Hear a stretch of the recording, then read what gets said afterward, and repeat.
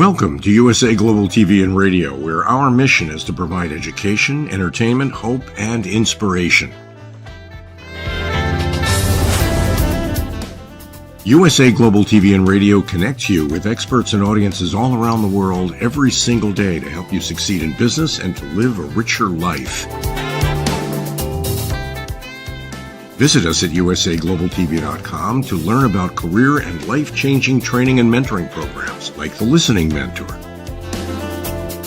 Subscribe to our newsletter to stay informed about our special programs and offers.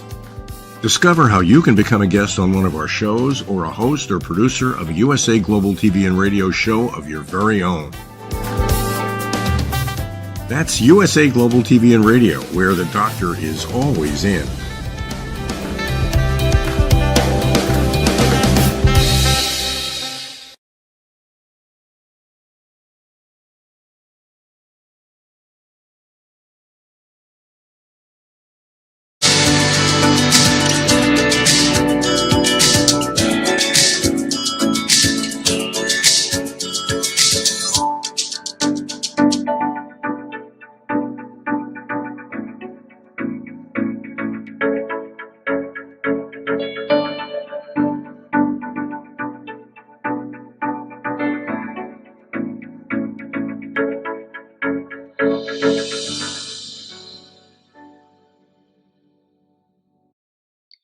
Hello, beautiful soul family, and welcome to Weekly Wisdom and Insights, your home for spiritually guided transformation and empowerment.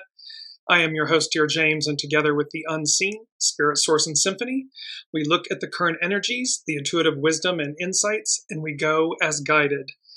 And par for the course, today's energies, this Leo full moon that has a fixed T-square in it.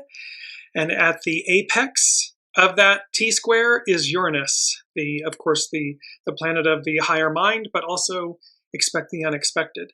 So let's jump in and start rocking with these energies because there's a lot to cover. So main energies, it's February, so it's a 2-month. It's the receptive, the divine feminine, to reflect. It means look inside. 12 is standstill, release. And this is very on par for this fixed T-square with the full moon, because it's about releasing energies, things that have come to a point. 9, small restraints, surrender. Welcome, Alicia. They culminate in a 14, which is about great possessing, shine. We are meant to shine our light. We possess such greatness, and yet for the most part, we hide our light under a bushel basket. Well, no longer, no more. And number 5 is nourished while waiting, patience. It's to remember that we always have everything we need as we need it in the moment.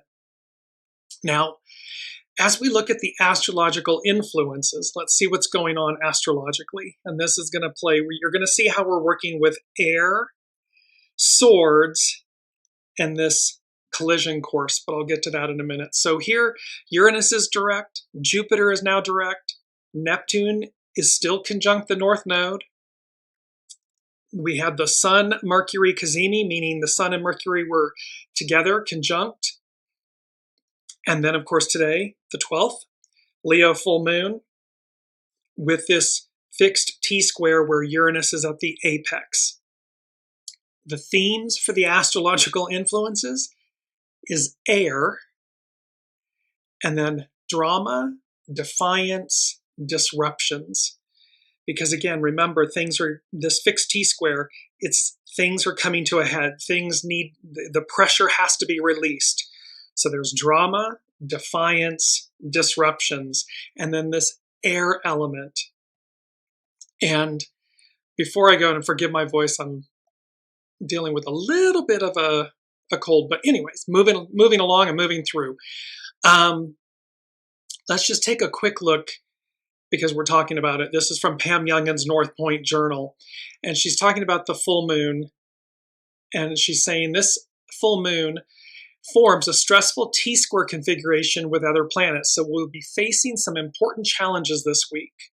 Along the way, we will likely see demonstrations of the shadow side of Leo the lion. And it's why Leo? Because it's a Leo full moon.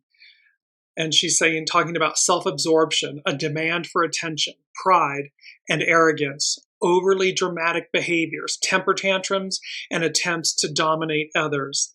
Welcome, Olivia.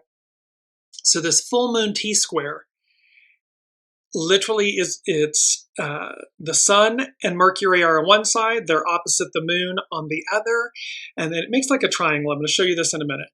And at the apex, at the top, is Uranus. And Pam Youngins is saying T-squares represent times of pent-up energy, tension, and frustration. All the planets involved are at cross purposes to each other, so there is a buildup of pressure. Since this is a fixed T-square with the planets in tenacious fixed signs, we will be working with a battle of wills, attachment to the status quo, possessiveness, and a stubborn inflexibility. With Uranus at the apex, it is at that all-important point which places it in the position of power in the configuration. With sideways spinning Uranus holding the reins, change can occur despite the resistance. Uranus is the wild card planet, often manifesting through unexpected, sudden, eruptive, earthquake-like events. Under its influence, we are likely to see irrational or rebellious behaviors. Cracks in the foundation are revealed. So we have this Leo full moon, a fixed T-square, and Uranus is at the apex.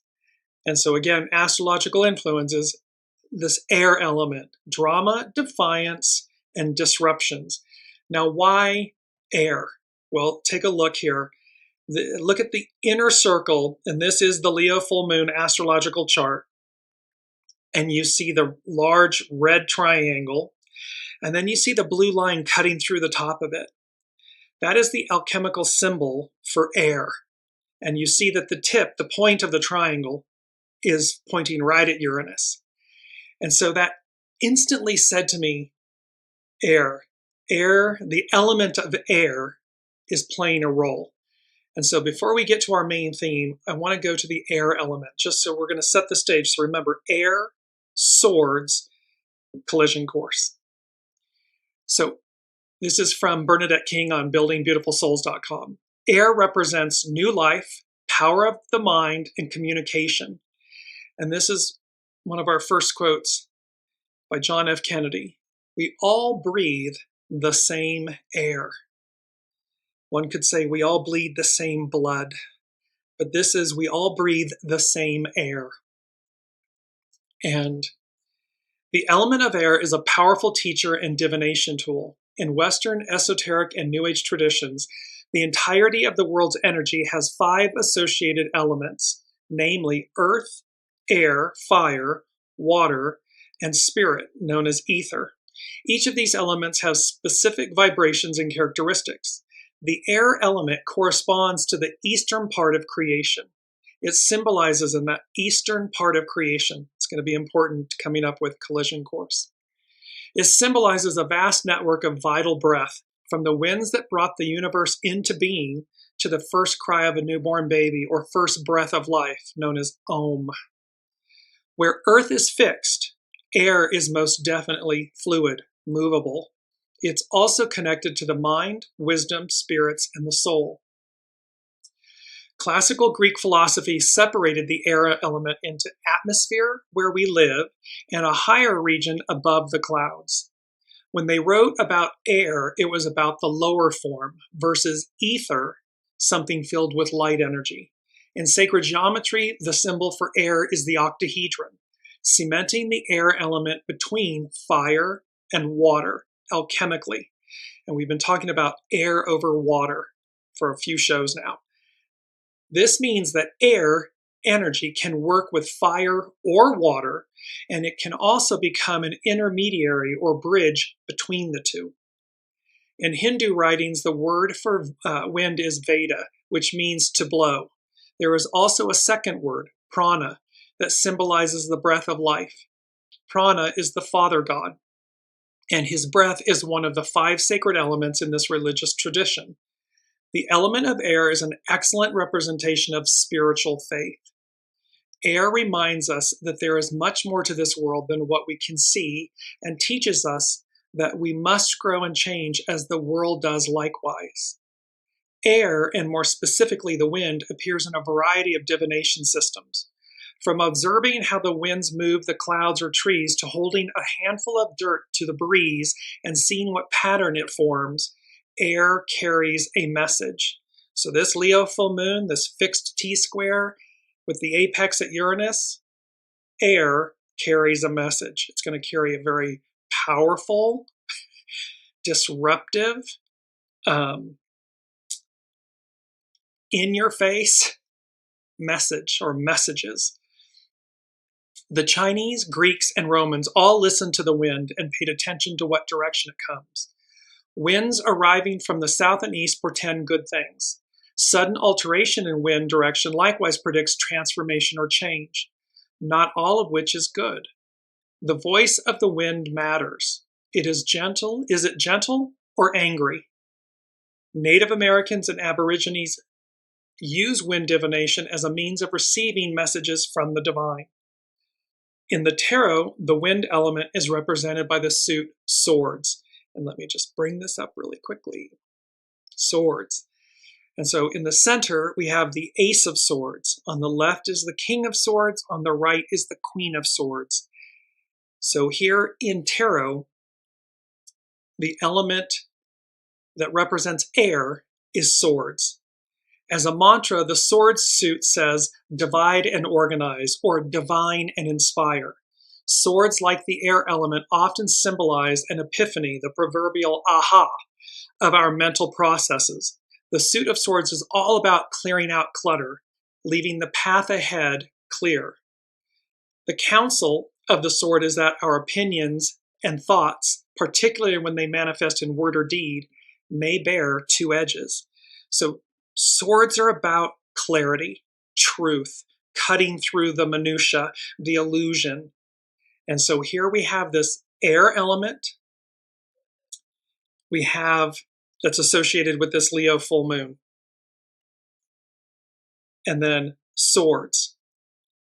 And when I was looking at the astrological chart for the Leo moon, I'm just bringing it up again really quickly, and I saw and immediately this air kept coming back. And then, of course, and that's when I heard collision course. And so I sat with it. I knew exactly what they meant, the unseen, but I was like, okay, collision course. But before we get to that, here's collision course, a vast demonstration of choice. This is our main theme. And so skunk medicine, and I loved that. I giggled with skunk medicine, but it's collision course, a vast demonstration of choice. And then it was almost like of choices made. So it's both in the present and the past tense. So in essence, what are the choices we're making in the moment, in the present moment? And what is that culmination of all the choices we've made to this point, individually, collectively? So collision course, a vast demonstration of choices made, skunk medicine. And collision, a course or path that, if unchanged, will lead to a collision with another object. Going in a direction that will lead to a collision with another moving object, person, event, or tragedy. And then demonstration, because there was an emphasis on the word a vast demonstration. So it's about collision, this collision course, and a vast demonstration. An occasion when a group of people march or stand together to show that they disagree with or support something or someone. The action or process of showing the existence or truth of something by giving proof or evidence. So this can be both protest, demonstration, but it can also be the process of showing that something exists, truth. There's air, swords, clarity, Uranus, expect the unexpected. And so we have this aspect where these are this confluence of events and elements that are coming together. And I just want to go quickly to our mantra. Our mantra is, I am the light I seek. So as we're looking at a big energy moment here that's going to arc out, again, it's got a 6-month window. So is it most intense at the time of the lunation, the full moon today? Yes. However, the energies will arc out. But our mantra is, I am the light I seek. Air, swords, air representing listening to the divine, messages from the divine, from the unseen, swords, clarity, cutting through. And we had that, remember, this was our divine intervention, the age of Aquarius, clarity, resistance, and renewal. It was back on the 29th of January. So you can see how the unseen is threading these themes together for us as an ongoing, continuing journey. Well, let's get to the meat of the story. Let's get to the actual collision course.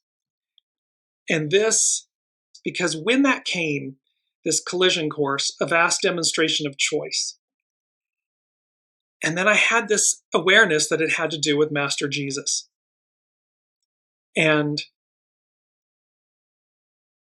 so I'm going to back up before we go to collision course, because the first thing that the unseen said, they said, the time for peace is over. Now that's a very powerful statement. The time for peace is over. And then they said, all hands man your battle stations. And then I remembered hearing this about Master Jesus didn't come for peace. He came with the sword. I'm paraphrasing, so let me give it to you in its perfected state.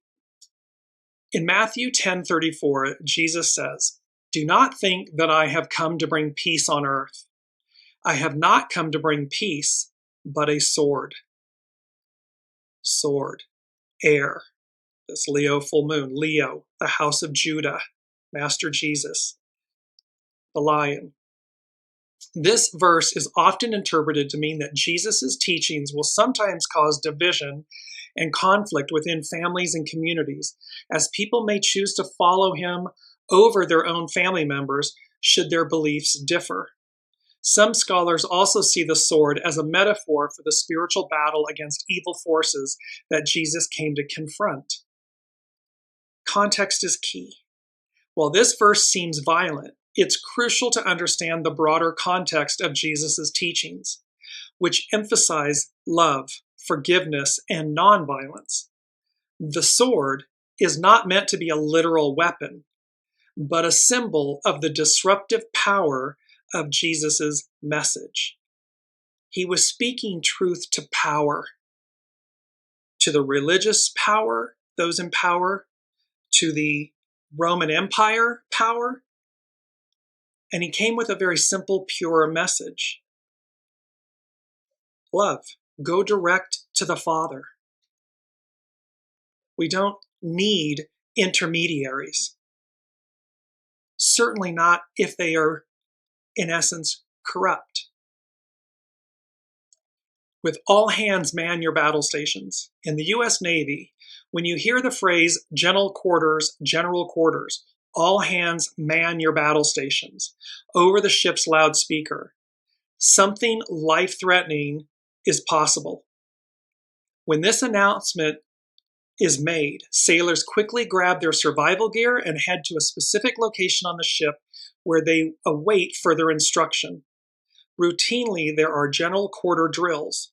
However, sometimes a catastrophic problem has to be managed or the ship is at risk of going down.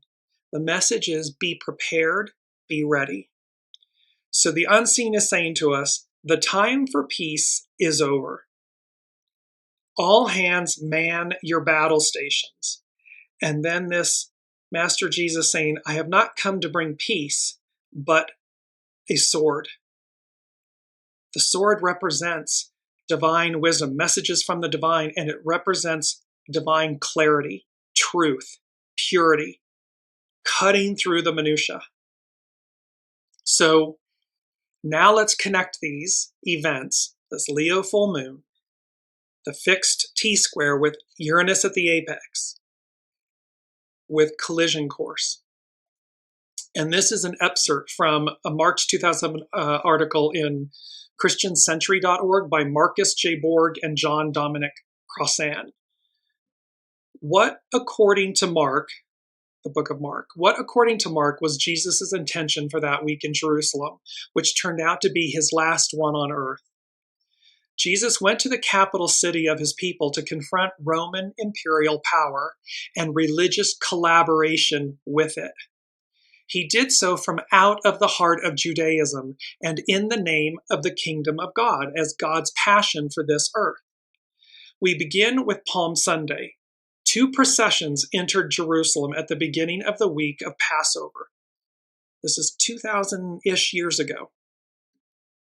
So 2 processions entered Jerusalem at the beginning of the week of Passover, a tinderbox time in the city, with the Jewish people celebrating divine deliverance from the past Egyptian empire while under the present Roman Empire. 2 very large and very lethal riots took place precisely at Passover in the generations before and after 30 CE. And so, at each Passover, the Roman governor, Pilate in the time of Jesus, rode up to Jerusalem from the imperial city Caesarea on the coast at the head of a cohort of imperial cavalry and troops to reinforce the Roman garrison in Jerusalem as a deterrent against and preparation for any possible trouble. So here they are. They're coming into the city at this time to reinforce their power, their control, the subjugation of the Israelites.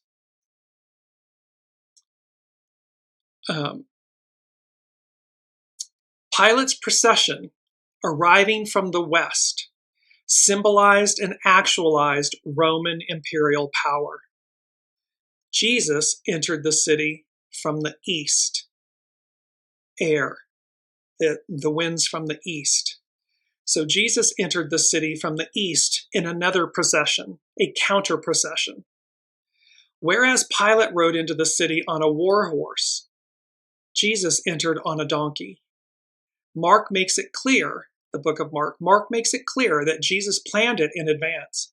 He tells the disciples to go into a village to get a donkey and says, quote, "If anyone says to you, 'Why are you doing this?' just say this, 'The Lord needs it and will send it back here immediately.'" Implicitly in Mark 11:1-11 and explicitly in Matthew 21:4-5, the symbolism makes use of Zechariah 9:9-10, which speaks of a king of peace on a donkey who will banish the war horse and battle bow from the land. The contrast is clear. Jesus versus Pilate. The nonviolence of the kingdom of God versus the violence of empire. 2 arrivals, 2 entrances, 2 processions. And our Christian Lent is about repentance for being in the wrong one and preparation to abandon it for its alternative. It's about which side of history are you standing on? And we've been talking about this for so long in Weekly Wisdom and Insights. You know, all the way back to the Great American Eclipse, we're drawing a line in the sand. You're being seen. You're being counted. What's at your center? And here it is about that Lent is about repentance for Christians and so forth. For Lent, Catholicism, it's about repentance for being in the wrong one, in the wrong procession, and preparation to abandon it for its alternative. So it's literally the unseen God versus empire. Manly creation, earthly creation. So on Monday, Jesus' demonstration against Roman imperial power and violence is matched by one against the temple authorities, their role in the imperial domination system. Since 6 CE, they had collaborated with Rome as the rulers of Judea, a collusion that submitted God's temple to Roman control. Once again, the demonstration is very deliberate. Sunday evening, Master Jesus, he had entered Jerusalem and went into the temple. And when he looked around at everything, as it was already late, he went out to Bethany with the 12 apostles. You do not conduct public demonstrations late in the evening when few people are present to see you or protect you. He waited until the next day to overturn the tables. This demonstration, like the first one, echoes the Jewish prophets. Jeremiah had warned that worshiping God as a substitute for enacting God's justice had turned God's temple into a den of robbers, a cave of violent ones. Because at this point, they had corrupted the purity of the institution of the house of God. And in that, Master Jesus tossed all of the tables, the money lenders and so forth, because it had corrupted it. And this is when he's saying to the people, and he says to the Pharisees and so forth, you block the people from what is rightly theirs, meaning God. And so his message has always been, go direct to the Father. However you ascribe in the Christian terminology, it's about going to the Father, going to source, to the all that is, to the one. And that we have that within us. It's innate within us. It cannot be separated from us. And for us to not substitute that for external human, man-made creations or leaders, certainly and especially when they seek to oppress and suppress and corrupt. This is when we want to be on the right side of history. This is when we want to hold true to our faith meaning goodness, love, light, kindness, service.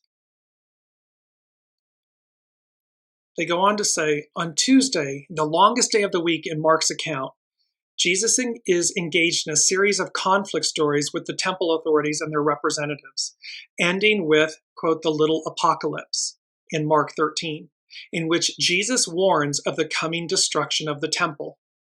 Throughout this day, as on Sunday and Monday, the authorities want to arrest Jesus and have him executed for what he is doing. But he is safely protected by having the crowd on his side. This is about the masses.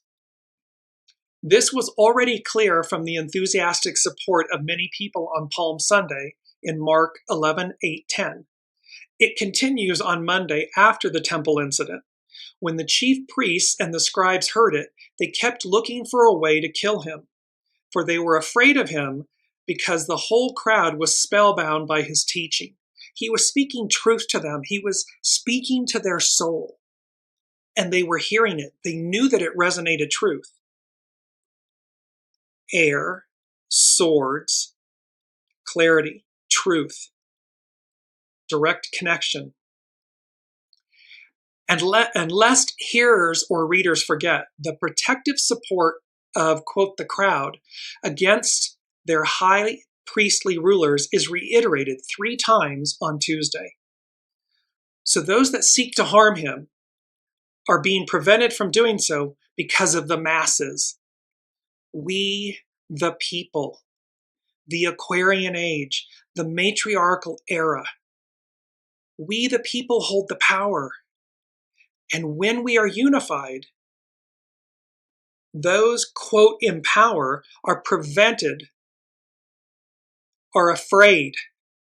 They're prevented from enacting or doing because the masses, there's more of us than them. So they were afraid of the crowd, for all regarded John as truly a prophet. When they realized that he had told this parable against them, they wanted to arrest him, but they feared the crowd. So they left him and went away. And the large crowd was listening to him with delight. On Wednesday, in Mark's story, the authorities give up. It was 2 days before the Passover and the festival of unleavened bread. The chief priests and the scribes were looking for a way to arrest Jesus by stealth and kill him For they said, "Not during the festival, or there may be a riot among the people." After the festival, of course, Jesus would presumably return to Galilee. The protective pro-Jesus crowd works as he intended, and the risk of a riot among them is too dangerous for the anti-Jesus authorities to arrest him publicly. That is, within the narrative logic of Mark's story, why Judas is so necessary in 14:10:11. He goes to the authorities and offers to locate Jesus at night and apart from the crowd so that he can be captured quietly and dispatched speedily. On Thursday, Jesus shares a final meal with his followers. Judas leaves in the middle of it. Afterward, they go to the Garden of Gethsemane. Now, this is to remember as well that Jesus said to them, the 12 apostles at the Last Supper, I believe by nightfall, one of you will betray me. So he was aware of the fact this was going to happen. So Judas, the traitor, he's been portrayed as the traitor, leads the temple police to the garden, and there in the dark, Jesus is arrested. Then he is brought before the authorities for a speedy hearing and condemned to death. On Friday morning, as Jesus stands before Pilate, a second crowd appears in Mark's narrative. It is already quite clear in Mark that, quote, all the people, or the Jews, are not against Jesus. But what about the crowd on Friday in Mark 15:6-9? This is a crowd gathered in Pilate's courtyard, to which ordinary people, the crowd of the previous days, the masses, would not have had access. It would have been a small crowd of supporters of the authorities, perhaps a few dozen people. You see that those that are complicit, those that are effectuating and wanting to hold on to power, fearing for their power, their authority. And they're fearing it because Master Jesus is awakening the masses. He's inspiring them to hear God, source, the all that is, the unseen, your soul source connection.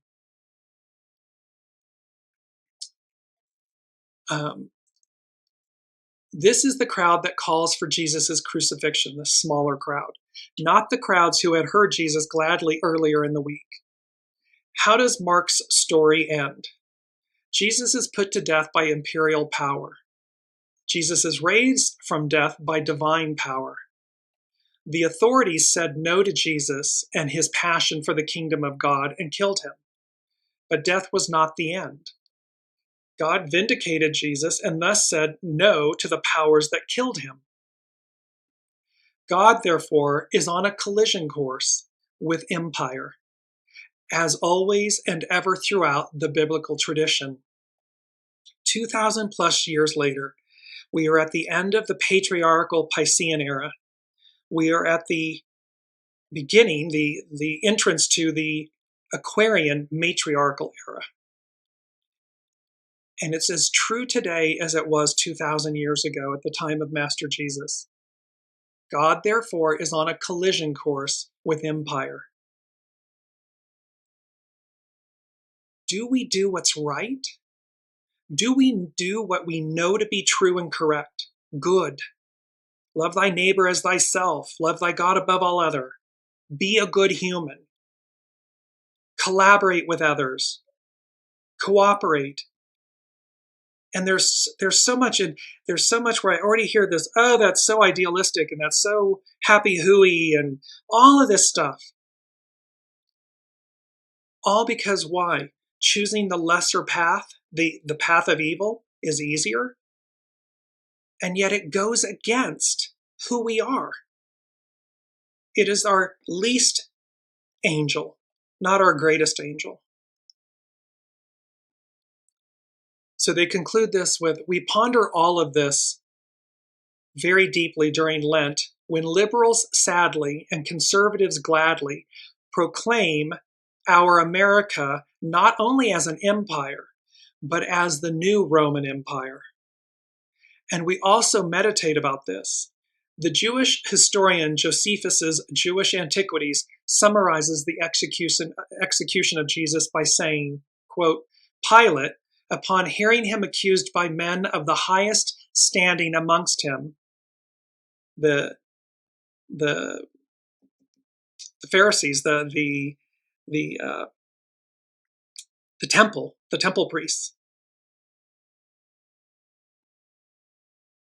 had condemned him to be crucified. But Mark adds something else. In his account, it took a Roman governor named Pilate, an aristocratic high priest named Caiaphas, and a Christian traitor named Judas to effect Jesus' execution. There are many examples throughout history where it was not one person. It was all of those that supported that collaborated in darkness, evil. It was not just one. The moral of all of this, which is part of this article, is whoever wants to be first must be last of all and servant of all. So also, whoever wishes to become great among you must be your servant, and whoever wishes to be first among you must be slave of all. That is also how Paul understood dying and rising with Jesus to live as a new creation within this aging world. See, it's about love and humility and service. Those in positions of power, whether it be industry, business, government, institutions, whoever wishes to become great among you must be your servant. They must serve the people. And whoever wishes to be first among you must be slave to all. Whoever wants to be first must be last of all and servant of all. It's noblesse oblige. The royalty had an obligation to their constituents. Welcome, Kiki. And so this message has not changed. The humility demonstrated by Master Jesus 2,000 years ago, and the arrogance of the empire and the institutions that there's a word I'm looking for. It's the negative word, but in this collaboration. And we're seeing this on the world stage today. And yet it's number 6 from the unseen. They said everything is purposeful, even and especially the regretful. And then they said, it need not be this way. So this is a collision course, a vast demonstration of choice, of choices made. This is a culmination. Here's that Leo full moon, fixed T-square with Uranus at the apex, at the tip. Expect the unexpected. All of this challenge and pent-up energy and aggression, and where people are following blindly their shadow. This is a wake-up call. It's number 3 from the unseen. Tipping point. We're at a tipping point. And they said, a colossal wake-up call. And colossal, extremely large. It's magnified, it's amplified, it's in your face, because we're at a tipping point. And what we do in this lifetime matters. Who we align ourselves with matters. How we choose to live our lives matters. How we treat our fellow human matters. How you treat yourself matters. So, should you see or find yourself in that beautiful line about God against the empire, that this was the challenge, this was what was happening. But God prevails. God always prevails. And I'm using God as the term so that higher power, source, the all that is, prevails. It's number 5 from the unseen.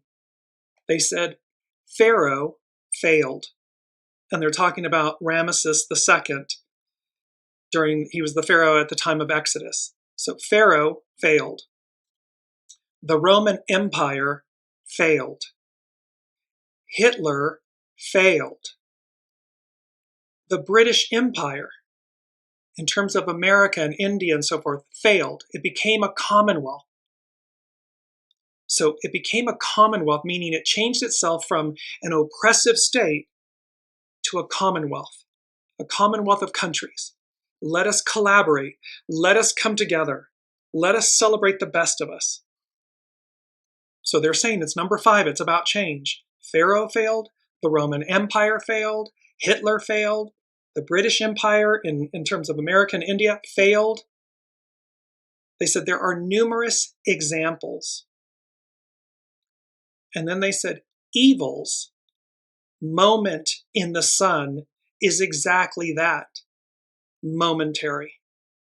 So evil's moment in the sun is exactly that, momentary. And it brings me to our key word,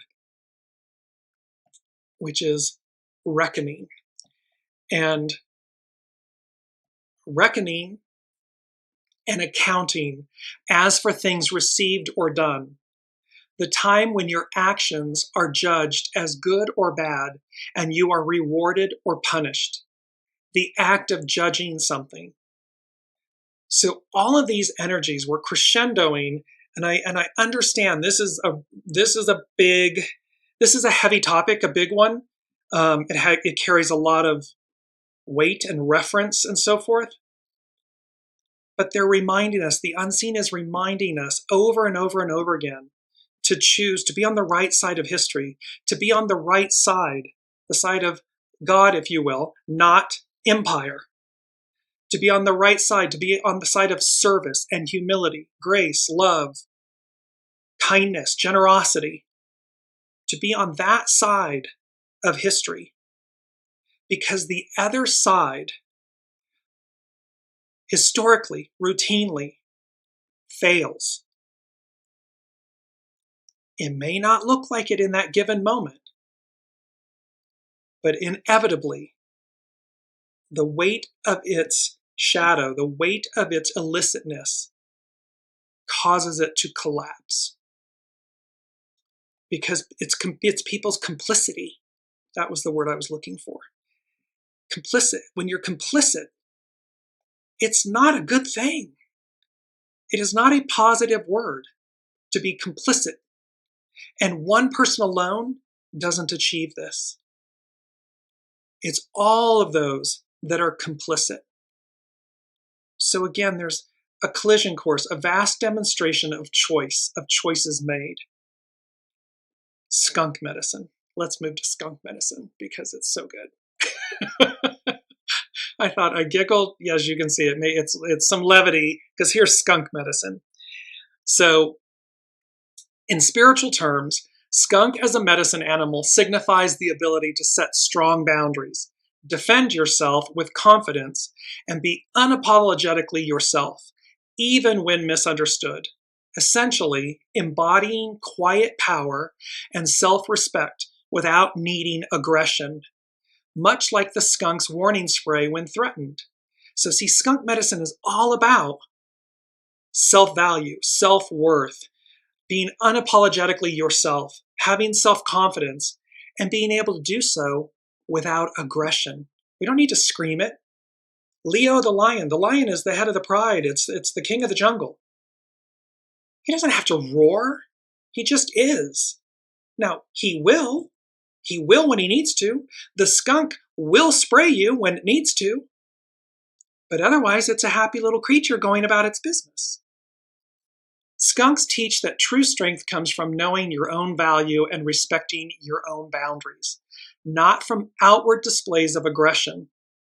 By not trying to conform, a skunk encourages embracing your unique qualities and being true to who you are, even if it means others might not understand. Just as a skunk will warn before using its spray, This medicine can represent the importance of clearly communicating your needs and limits to others. Air, swords, clarity, truth, empowerment, soul source connection. It's about communicating. The skunk's spray is a powerful defense mechanism, mirroring the ability to stand up for yourself and protect your space when necessary. Despite having a potent defense, skunks are generally docile creatures, highlighting the power of inner strength without needing to be outwardly aggressive. See, it just is. I am. It just is. We are innately divine and powerful and empowered. All we need to do is be clear, state our truth, and do so in a way and that's respectful. And should somebody infringe upon us, spray them. That's just as simple as it gets. Yes, Little Skunk has teachings to share with us as a Native American totem. This medicine or lesson to be learned from this little creature is reputation and respect. It is a message with a great deal of power. Now this continues and it comes from nativeamericantotems.com.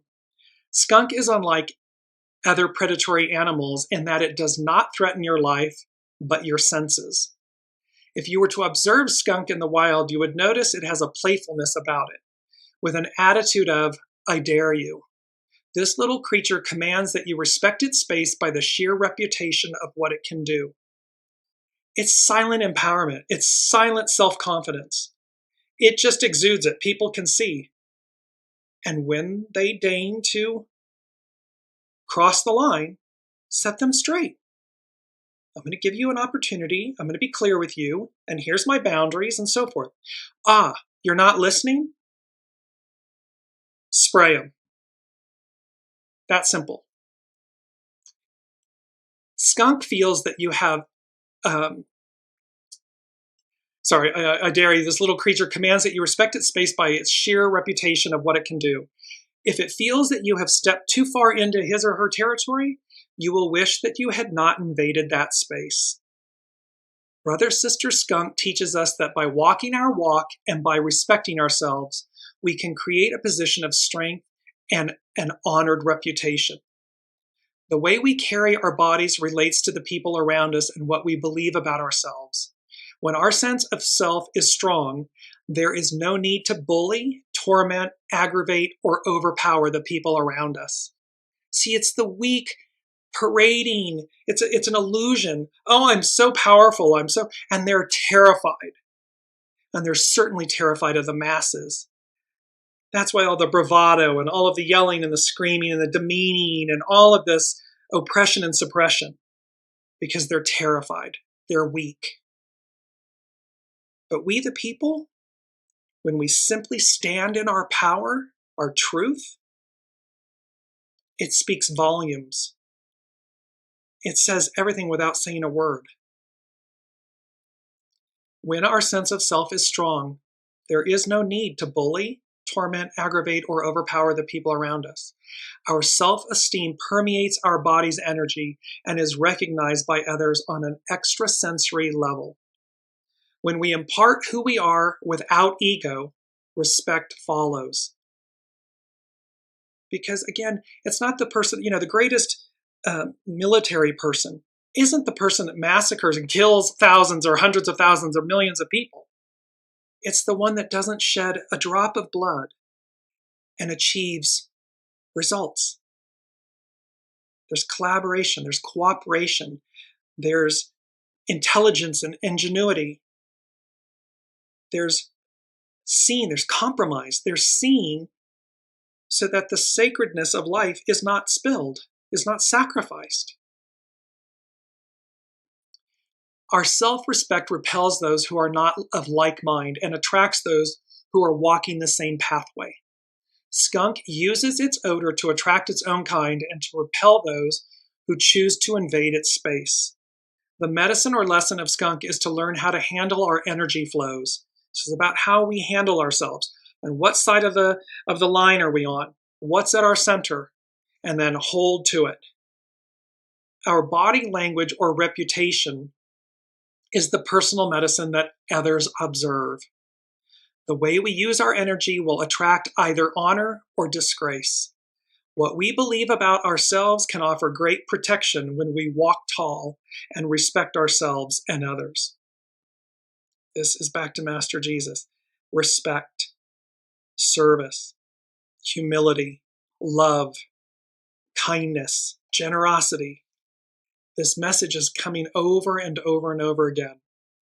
And in our second quote, failure and success come to test the depth and nature of your sincerity. It's about the depth and the nature of our sincerity. Are we going to walk the walk? Are we going to talk the talk? Are we going to stand up and speak truth to power? Are we going to do what's right and stand up for what's right? This is where Kiki is saying, well, people wake up and see they worship a false god. This is why. When you worship the empire, currency, whether it's the almighty dollar or the almighty yen or the almighty franc or whatever it might be, or the almighty pound, when you worship something, when you don't realize that everything that is man-made has come from source. And when we fail, we talk about original intelligence versus artificial intelligence. People are clueless about original intelligence.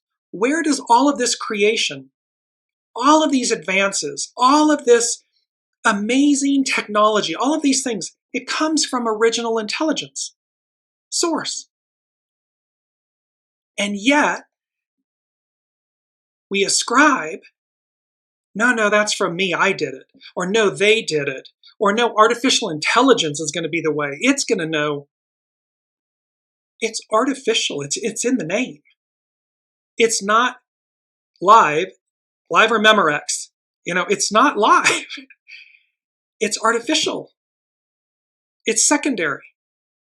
And so again, to Kiki's point, look at how when we worship in her, the false god or the wrong god, look what happens. And then all those that are complicit in it.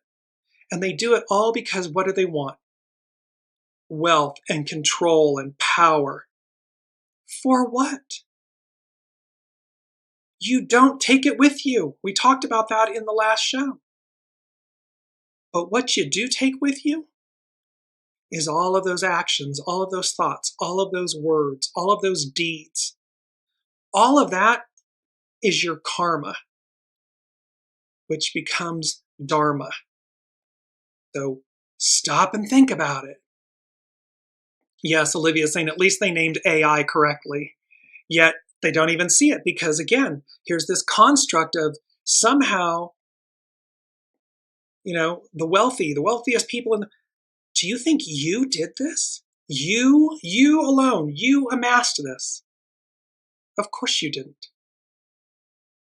That's a fallacy. It's an illusion. And here's Collision Course, a vast demonstration of choices made in skunk medicine, telling us we're at a tipping point, a colossal wake-up call. Because the time for peace is over. All hands man your battle stations. Because Master Jesus said, I have not come to bring peace, but a sword. He came to bring clarity, truth, reality, realization, a wake-up call to the people. Wake up. Go direct. And anyone that's in alignment with that, any institution, organization, religion that is in alignment with that, by all means, rejoice, celebrate, participate. However, if it's oppression, suppression, keeping you marginalized, keeping you down, keeping you restricted, blocking you, preventing you, it's not the right side of history to be on. That's empire, not God. So let's conclude with Astrology by Lauren. And actually I'm gonna do this, and then there's a couple Sabian symbols because you can't make them up if you tried. So this is Astrology by Lauren, and she says, magisterial, theatrical, and confident. This week's full moon in Leo is asking us to ride the storm of chaos and change. On January 30th, Uranus stations direct. As is the case every time Uranus stations direct, it is followed a few weeks later by a square to the sun. A square is a confrontational aspect. So we're talking about these squares. This is usually when the restlessness for change and churning creative ideas that were marinating during the retrograde phase are now ready to be unleashed. What makes this a little more volatile and erratic than usual is that this year the Sun-Uranus square is being magnified by the Leo full moon, the full moon in Leo. As a result, there's no telling what can emerge within the ambit of the full moon that follows. It's today on this Wednesday. Since last August with the full moon in Aquarius, we have had a series of full moons tied in with unpredictable Uranus. Uranus is all about change. Uranus is all about advance. It is about moving us forward. And so the most volatile of these were and are the fixed sign full moon in Aquarius on August 19th, that was of 2024, the full moon in Taurus, November 15th of 2024, this week's full moon in Leo, and the upcoming full moon in Scorpio on May 12th, 2025. Full moons are often about culminations, revelations, seeing the consequences of actions made in the past, a vast demonstration of choices made in the past. So the unseen is giving us this awareness that it's about the choices we make, a vast demonstration of choice. What are we choosing? But also of choices made, the past. And here, Astrology by Lauren is talking about how these full moons are often about culminations, revelations, seeing the consequences of actions made in the past, actions, choices made in the past, and the final end of a matter. A close square to Uranus with this week's full moon can trigger conflict and be a catalyst for sudden life events and changes. She says, however, do not be alarmed. These Uranian lunations can also bring some much overdue and often welcome changes, even amid chaotic change. Change by its nature is divine and neutral. It's just how we experience it or how we perceive it, that we judge it positive or negative. But ultimately it's divine and neutral. What is so vexing with Uranus hard aspects are their unpredictability and unexpected outcomes. So with this, it's Uranus, expect the unexpected. And so this fixed T-square is going to release tension. Uranus abhors stagnation. If we are totally resonating with the whole Uranian vibe, then we will be the ones pushing for change, raising the fields and seeding chaos in our wake. But if we are the types to languish in the comfort and predictability of the status quo, and we happen to get tagged by Uranus, that's that cosmic 2x4, that slam, it can leave an indelible mark. You'll only do it once. You'll only not listen once. Because when it knocks you down and rolls you up and spits you out, it's not pretty and it's not fun. And the entire time, you would have known to do something or not to do something, and you just didn't listen. You failed to do either of which of the two. So it leaves an indelible mark. This can feel like we have just been thrust out of the safety of our nest. We lost that job that seemed so secure. The landlord tosses us out the door. All our dreaded secrets are exposed. Yet what can be most surprising with Uranus is that even what may feel like catastrophic changes and events when Uranus comes to call can also open us up to new opportunities that we would not have previously considered. See, this is where the fear is. The patriarchal Piscean era, the rule, they're terrified. They have been in control for 2,000 plus years. And in essence, heaven forbid that a woman, a minority, a LGBTQ person, something other than themselves would have a seat at the table, would be their equal.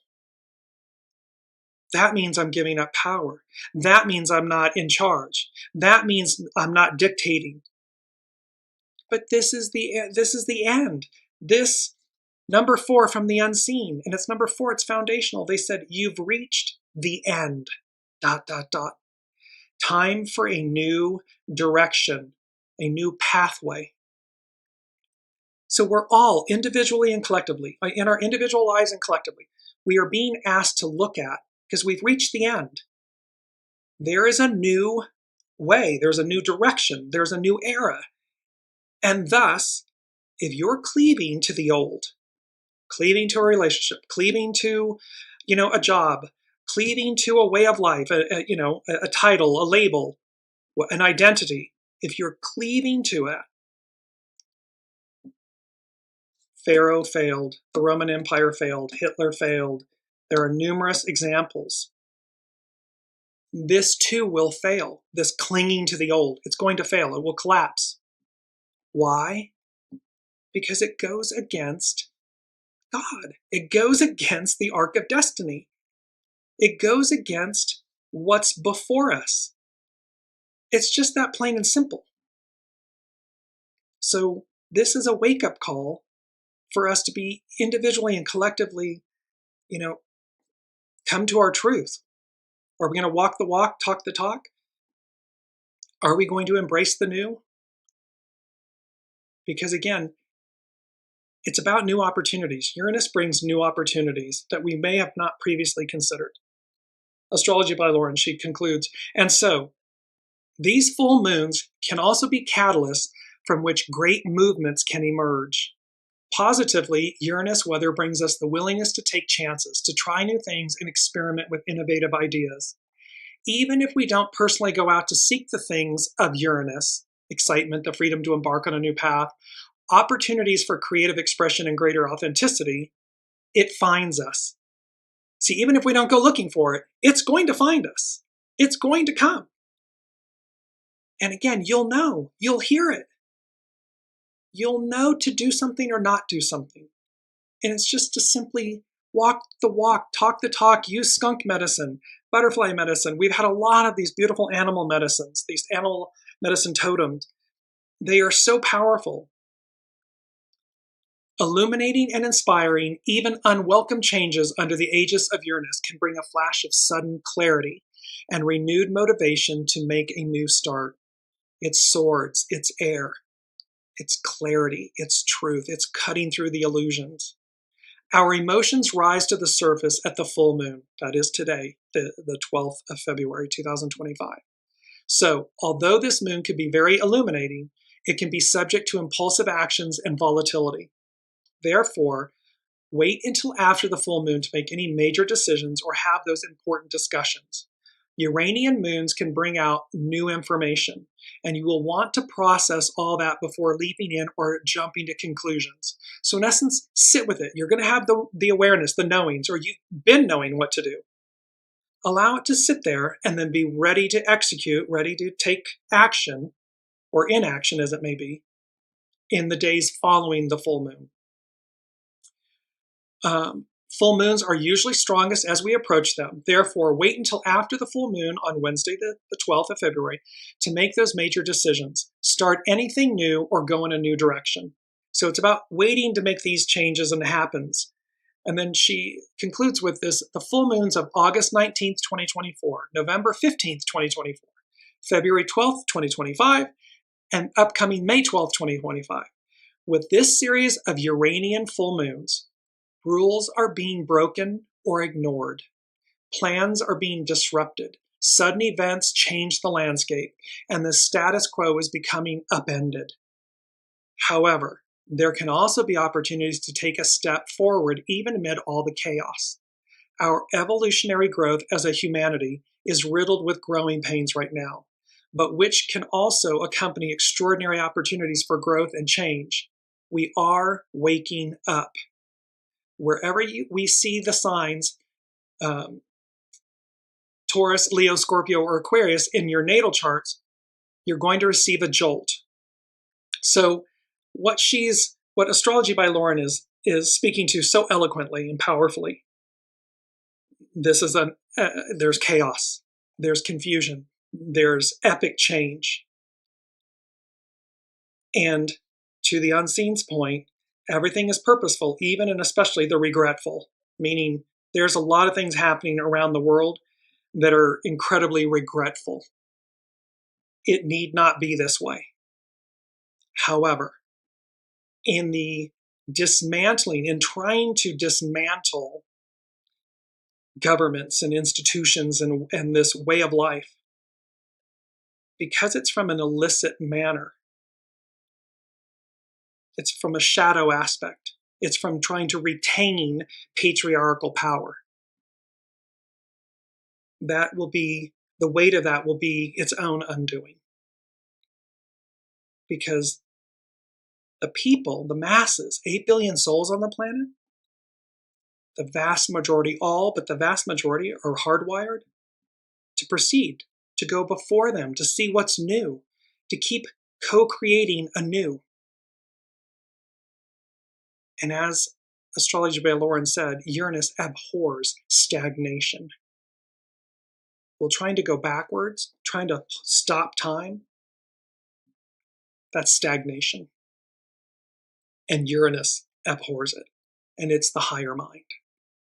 So we are in these, as I've said, I'm going to show it again, turbulent times. There's a lot of tower moments. Be proactive, be on the positive aspect and the positive side of any tower moment you may experience. It's all about 555. It's about change. It's about the Hanged Man. It's about new perspective, seeing things anew, the butterfly, complete transformation, not just renewal, but complete transformation. And as we do so, it's the Hermit and the Star. The light in the lantern of the Hermit is the star from the star card, ruled by Aquarius. And thereby, it's going to illuminate your next steps. Take this step, go this direction, make that call. Do this, don't do that. Walk with the absolute, and skunk medicine, with all that self-confidence and ability. Walk like the Hermit, knowing that that star, the star of illumination, the Eastern Star, is the one that's guiding you forward, so that you're taking the steps and that you're on the right side of history, of time.